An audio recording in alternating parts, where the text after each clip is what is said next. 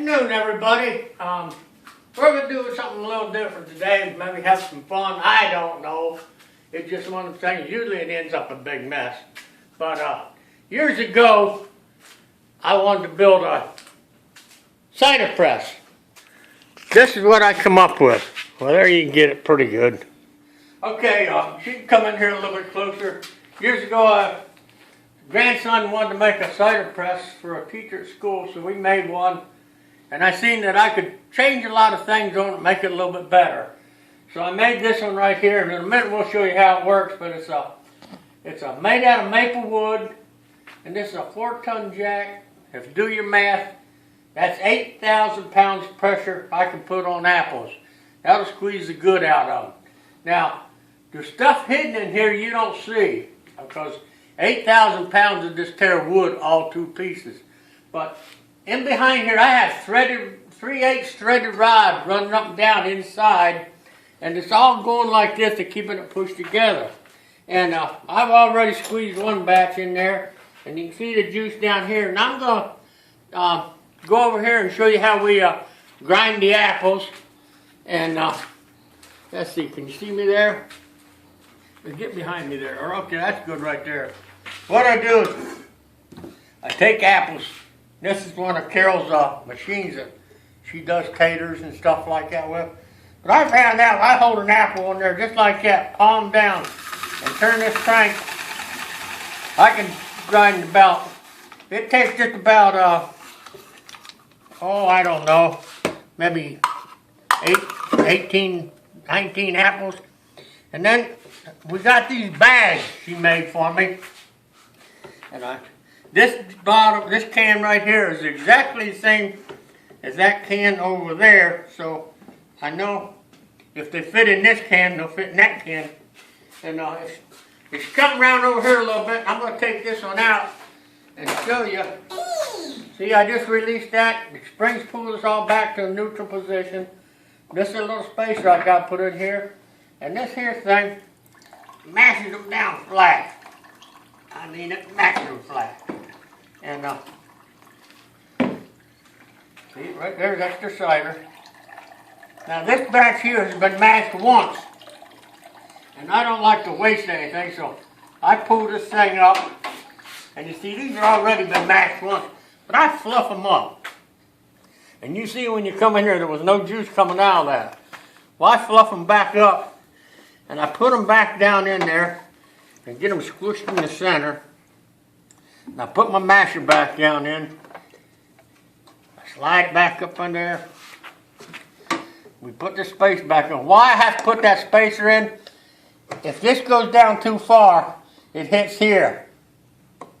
And that's hard on my bucket, so rather than try and make a new thing, I just see us going down? Remember, there was no juice coming out of there when you come out here.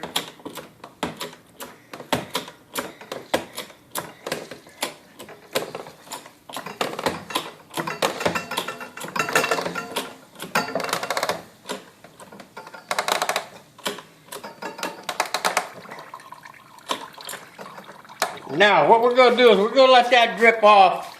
And while that's dripping off, we'll go over here and we'll fill another bucket, getting ready to do another round. These apples don't look right, but that's because the minute you tamper an apple, it's going to turn brown. And there's a worm. We'll squeeze the juice out of him too. See, if I say there's a worm in there, people don't beg so much for my cider, but I know what jug that worm's in. So, don't believe everything you hear. But that there turned out about 18 apples right there. And and each one of these pots here, when I squeeze it down, I get just about 2 quarts of juice out of it. So, the apples are pretty juicy. That's a sticky mess too. I think the only thing stickier would be a caramel apple, like you get at the fair. See that pot looks full, pretty full, doesn't it? I pick this up and I shake it. Look at that, it disappeared, didn't it? Okay. So see that one there is ready to go in there. And come right here. You see this pot here?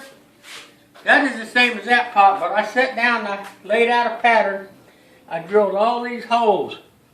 This is stainless steel, and it was a little bit hard drilling through stainless steel, but I drilled through all of them, then I back drilled them so there wouldn't be no rust spots on them to carry my bag up. Now we're going to take this one out. Well, we better dump this batch here first, huh? Alright, this here, I need a jug with a school cap. Turkey Hill sweet tea. That's what I was having to drink when I ran out of cider. Remember, that's out of one batch right there.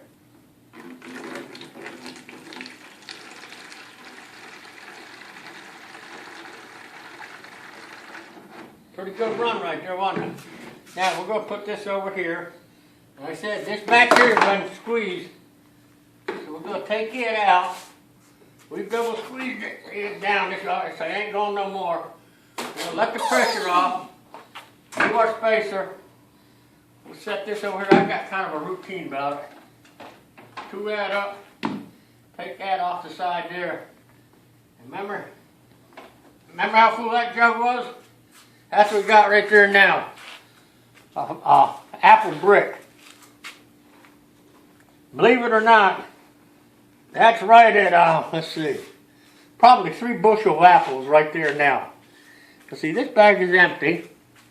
So now we'll lay that over there. And this here, remember, this here is ready to go.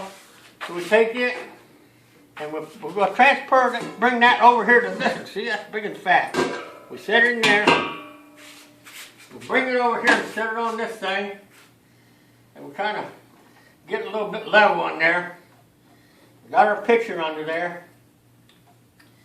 And we put this thing in there. I see it's real tight at first. I couldn't really build much any thing. Now we're going to go down easy. And you watch, get right in there and watch all them holes. Yeah, it's going to just gush out there. If I mash too hard, it squirts out the back and gets on my tires. All right, here we come. And see, there's no pressure. We ain't hardly putting any pressure on it yet. But I gotta go easy. Oh, look at that! Ain't that a nice run? We're gonna pick up here a little bit.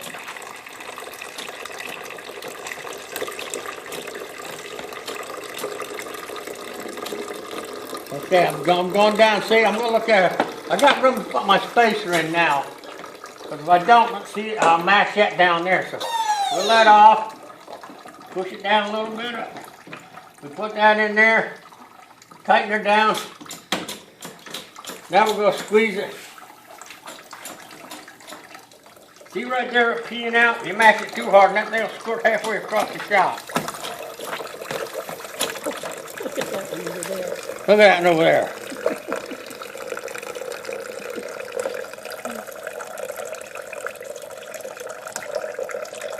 Back off, push a little bit. I hate to waste it. It's a lot of work getting it.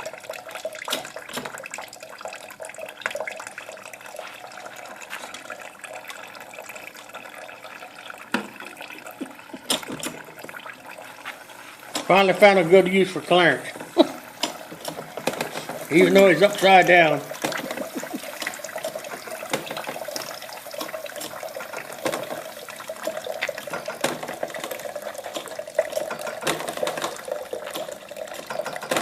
Making old girl creek, ain't we?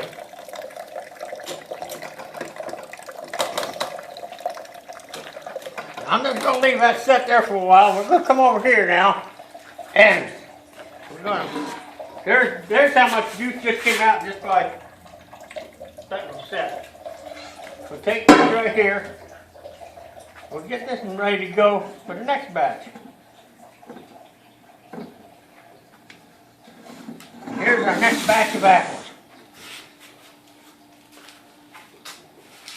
I sit down on this deal. And that's all that's left out of 4 bushels of apples back there. Yeah, pretty apples just up and grind up. Wine sap and golden delicious.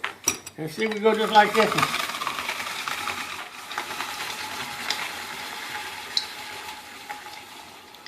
apple's gone. So we get another one. Julienne cut apples. You do this with potato, it makes little French fries.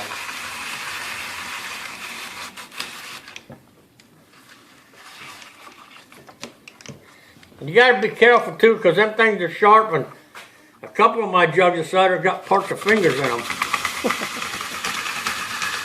Ain't nobody complained about it, so I guess.